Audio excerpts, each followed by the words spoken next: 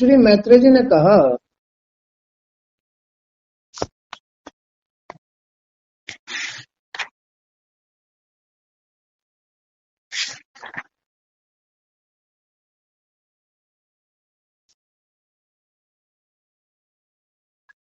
Hello hello,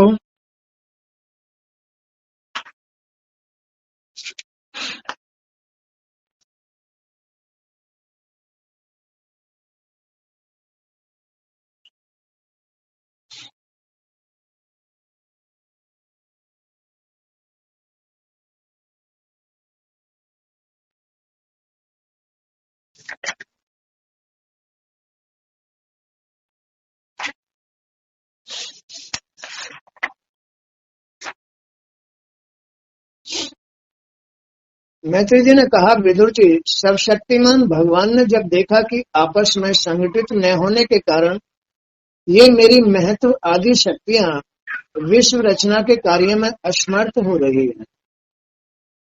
जब ब्रह्मा जी ने ये सृष्टि रचने का निर्माण शुरू किया तो ब्रह्मा जी चकरा गए कि मैं क्या करूं।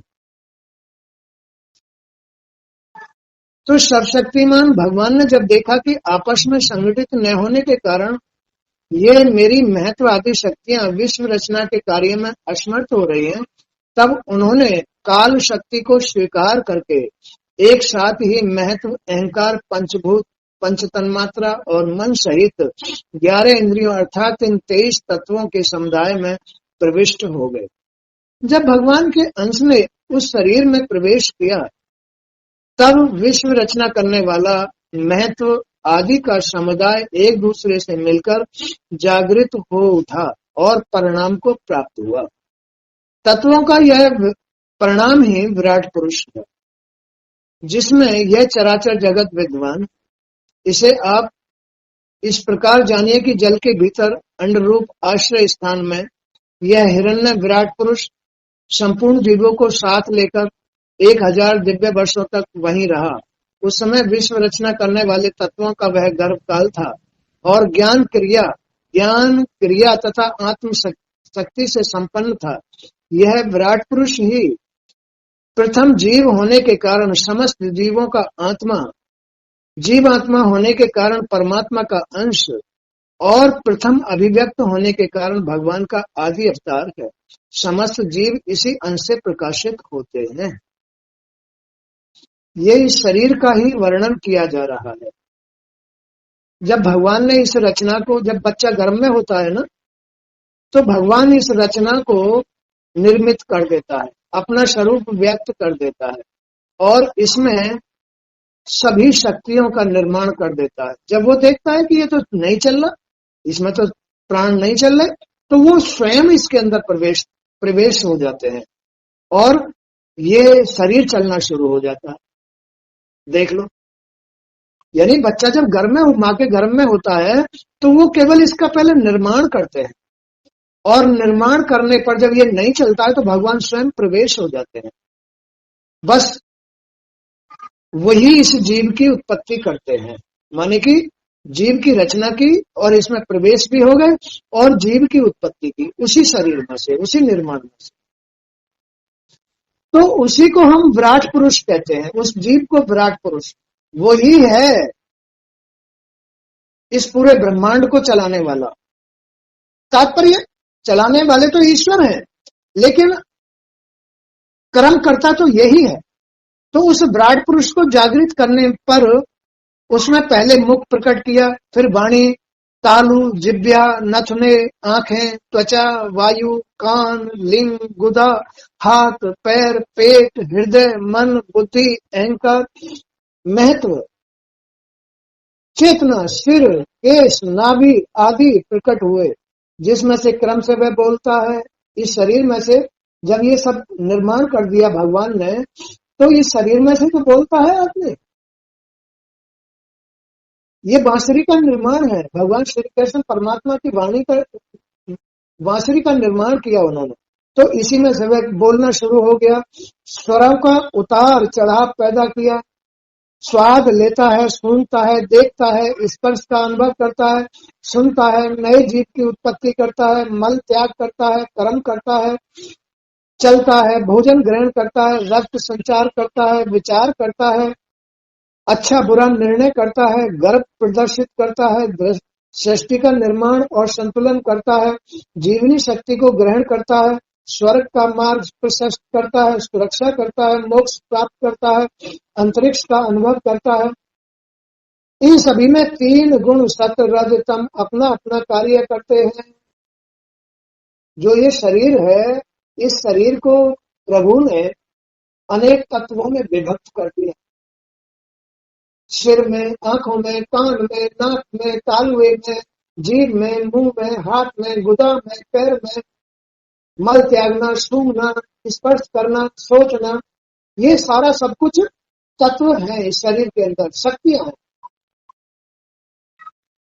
ऐसे निर्माण किया भगवान ने, देखो कितना विचित्र निर्माण किया है इसके अंदर, और उन सबके मूल प्रभु ही है।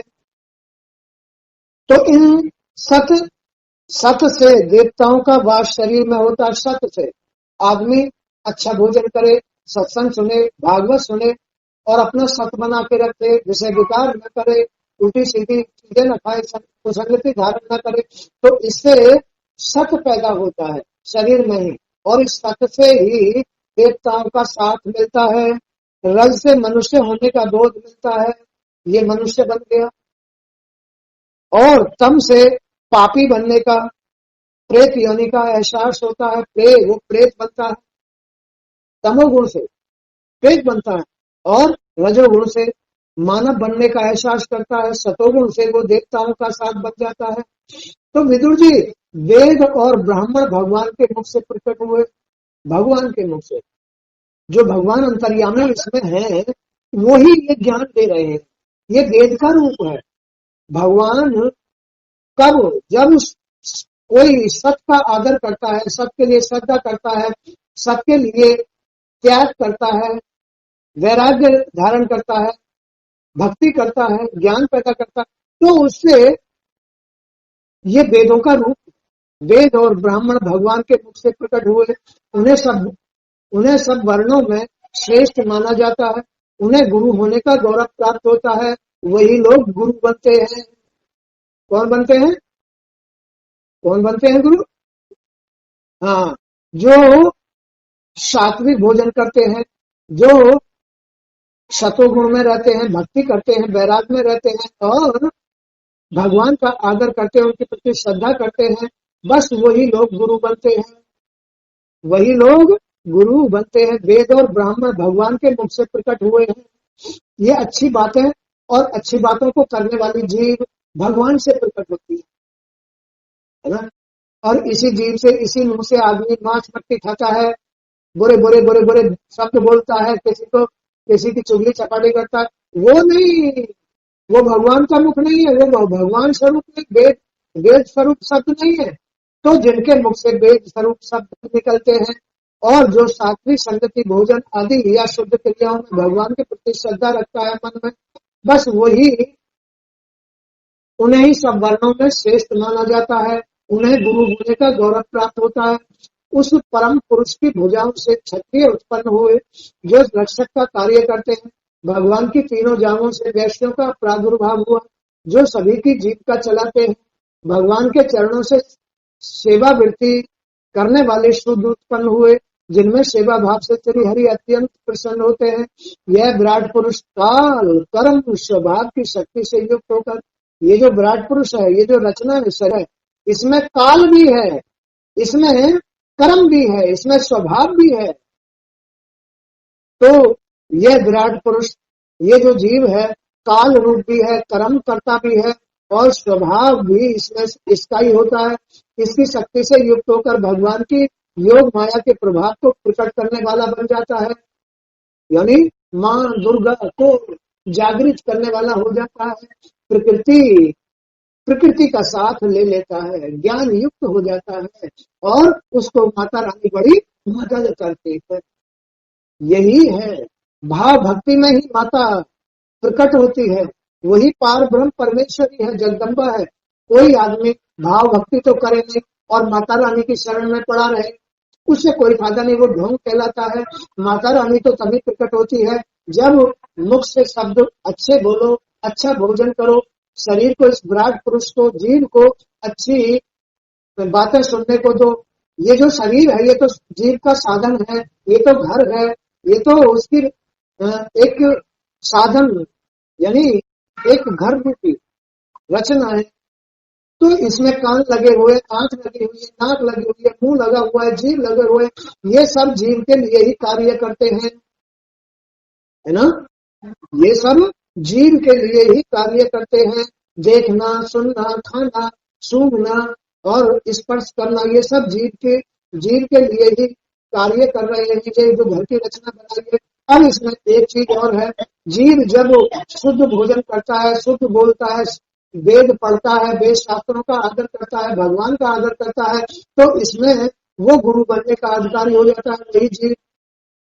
और फिर उसको माता रानी की शक्ति प्राप्त हो जाती है, प्रकृति प्राप्त हो जाती है। वो है माता रानी का भक्त। माँ उसको अपना बेटा समझ करके उस पर कृपा करती है, उसकी रक्षा करती है, उसके घर को चलाती है, उसकी सृष्टि करती है, परिवार बढ़ाती है, वही जगत जननी है। तो यह विराट पुरुष काल कर्म स्वभाव की शक्ति से युक्त होकर भगवान की योग माया के प्रभाव को प्रकट करने वाला हो जाता है। उसे कौन वर्णन कर सकता है? माता रानी के विषय में कोई वर्णन नहीं कर सकता। वो क्या है, कितनी अनंत है, वो महामाया है, वो पार ब्रह्म परमेश्वरी ब्रह्म शक्ति है, इसलिए उसका वर्णन कोई भी नहीं कर सकता। जितनी मेरी बुद्धि है उसी के अनुसार मैं श्री हरि के गुणों का बखान कर सकता हूँ। जो व्यक्ति भगवान श्री हरि के गुणों का बखान करता है और उन्हें श्रवण करता है, उसे बड़ा सुयश प्राप्त होता है। सुयश प्राप्त होता है, निरोगी रहेगा, संपन्न रहेगा, मान सम्मान उसका चारों तरफ यश फैल जाएगा।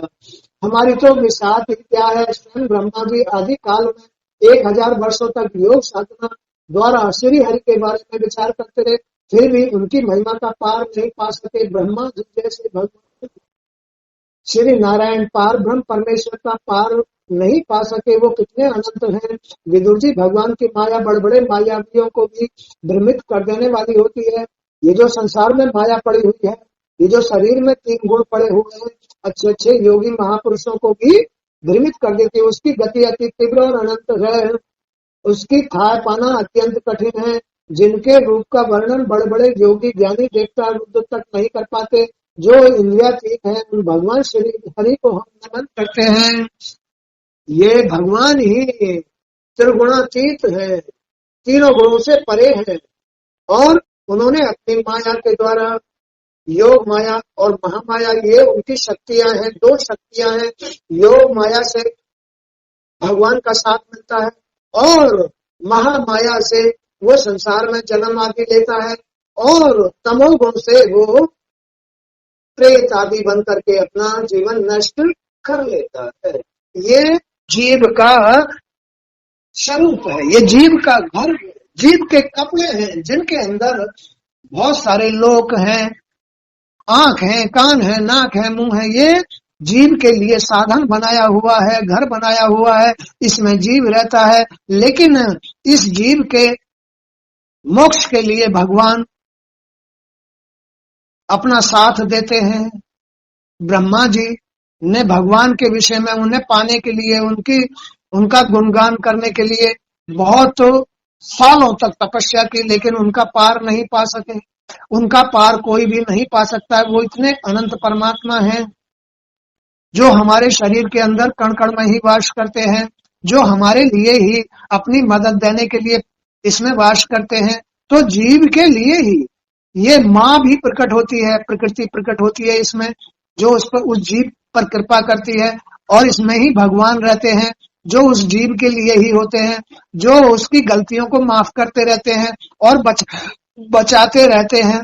फिर वही जीव जब उनको समझ लेता है, उनको जान लेता है पूजा पाठ से या अपनी साधना से या अपनी तपस्या से, जब उनको जान लेता है, तो वो उसको गुरु बना देते हैं, ज्ञानी बना देते हैं, मोक्ष भी करा देते हैं। ये उनकी कृपा है। बोलो बात सही है? यही बात है। तो ऐसा भगवान ने इस शरीर का निर्माण किया है। ये शरीर बड़ा पवित्र है, भगवान का स्वरूप है, इसमें ही भगवान रहते हैं, माता रानी भी रहती है, और वो दोनों माता पिता इस जीव की रक्षा के लिए इसमें रहते हैं, वो कल्याण करने के लिए रहते हैं, वो इसकी मदद करने के लिए रहते हैं। इसमें अगर गलती होती है तो जीव की होती है, जीव ही गलती करता है, बच्चे ही गलती करते हैं, ये बच्चे ही माँ बाप को खराब कर देते हैं, छुपा देते हैं और अपना जीवन खराब कर लेते हैं। बोलो बात सही है गलत? ये बच्चे ही गलती करते हैं, तो जीव ही गलती करता है इस शरीर में। जब ये गलती करता है फिर भी इसको माफ करते रहते हैं और इसको बचा लेते हैं। तो भगवान तो दयालु हैं, करुणा निदान है, अनंत है, इनका कोई भी पार नहीं पा सकता है। और ये सब रचना भगवान की है, जीव की भी रचना भगवान की उत्पत्ति है और इस शरीर की रचना भी भगवान की उत्पत्ति है। तो इसके मालिक भी वही है, इस रचना के मूल भी वही है, और वो जीव की सुरक्षा के लिए, इस सृष्टि की उत्पत्ति के लिए, इस सृष्टि में से सृष्टि, सृष्टि में से सृष्टि करते रहते हैं। ऐसे हैं अनंत परमात्मा, ऐसे हैं अंतर्यामी स्वामी। हे हमारे माता पिता ब्रह्मदेव और ब्रह्म शक्ति हमारे शरीर के अंदर ही वास करती है, जो हमारी सुरक्षा के लिए है। वही सृष्टि का निर्माण कर रही है, वही पाल रही है, वही रक्षा कर रही है। सब कुछ उनके ही हाथ में है, जीव के हाथ में कुछ भी नहीं है। इसलिए जीव को उनकी शरण में रह करके उनको याद रखना चाहिए, उनके प्रति श्रद्धा रखनी चाहिए, उनकी सेवा करनी चाहिए, तो उनकी कृपा बरसती है और उसका जीवन आनंद के साथ व्यतीत होकर के मोक्ष हो जाता है, उनके घर में चला जाता है, अपने माता पिता के घर में चला जाता है मोक्ष होकर के। इसी का नाम मोक्ष है, अपने घर पहुंच जाना ही मोक्ष है। और जो आदमी भटक जाता है वही संसार में आता है, ये संसार उनका घर नहीं है। ये संसार तो जीव का घर है, उनका घर तो बैकुंठ है, बैकुंठ में रहते हैं वो। और तमोगुण धारण करके गलतियां करके वो प्रेत योनि, बुरी बुरी योनियों में बदलता रहता है, उनका कोई भी साथी नहीं होता है। तो इस तरह से आदमी को इसे साधना में रखना चाहिए, इसकी सेफ्टी सुधार रखना चाहिए, सात्विक चयन करना चाहिए, सद्बुद्धि, शुद्ध विचार, शुद्ध धारणाएं, शुद्ध संगति, शुद्ध मन, यही है जीव का लाभ, यही है जीव की उन्नति, यही है जीव का विकास, यही है भगवान की शरण और आनंद। आज का सत्संग भी यहीं तक। जय श्री कृष्ण, गोविंदाय नमः। प्रभु आपकी सदा जयकार हो।